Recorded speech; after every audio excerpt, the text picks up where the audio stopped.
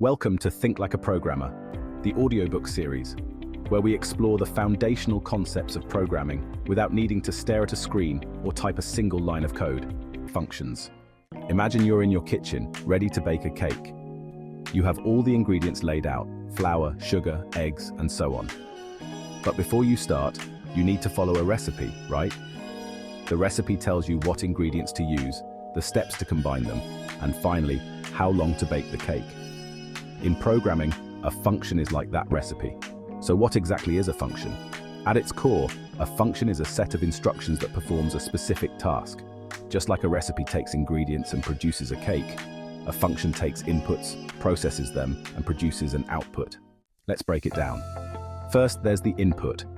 In our baking analogy, the input is the ingredients: the flour, sugar, eggs, and so forth. In programming, inputs are the data or values you give to a function to work with. This could be numbers, text, or even other functions. Then there's the process. This is where the magic happens. The process is the series of steps that the function follows to transform the input into something new. In baking, this might involve mixing the ingredients, pouring the batter into a pan, and putting it in the oven. In programming, the process could be anything from adding two numbers together to sorting a list of names. Finally, there's the output. This is the result of all that processing, your cake, ready to eat. In programming, the output is the final value that the function returns after it has finished its work. It might be a number, a word, a list, or even nothing at all. Sometimes, just running the process is enough. Why is this concept so important? Think about all the tasks you do in a day. Some are simple, like brushing your teeth, while others are more complex, like cooking a meal. Now imagine if you had to write down every step of every task you ever did, every time you did it. You'd quickly get overwhelmed, right?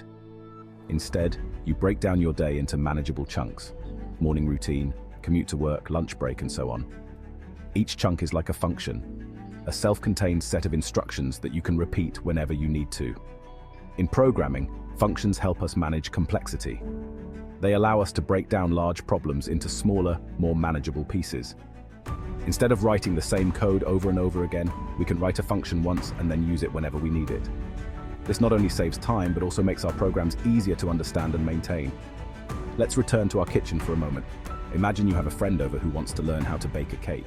Instead of explaining every single step from scratch, you could simply hand them the recipe. The recipe is clear, it's repeatable, and it works every time. In the same way, once you've written a function, you can reuse it as many times as you need in any program you're working on. But functions aren't just about saving time, they're also about clarity.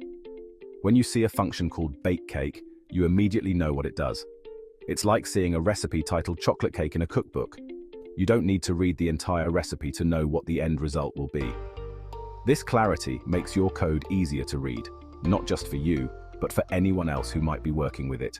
In this series, we'll explore more about how functions work, how to use them effectively, and how they can help you think like a programmer. We'll discuss everything from naming functions and passing data to them, to more advanced concepts like recursion and higher order functions. But for now, remember this: a function is like a recipe. It takes inputs, follows a set of instructions, and produces an output. It helps you organize your code, avoid repetition, and make your programs clearer and more manageable. Thanks for listening to Think Like a Programmer.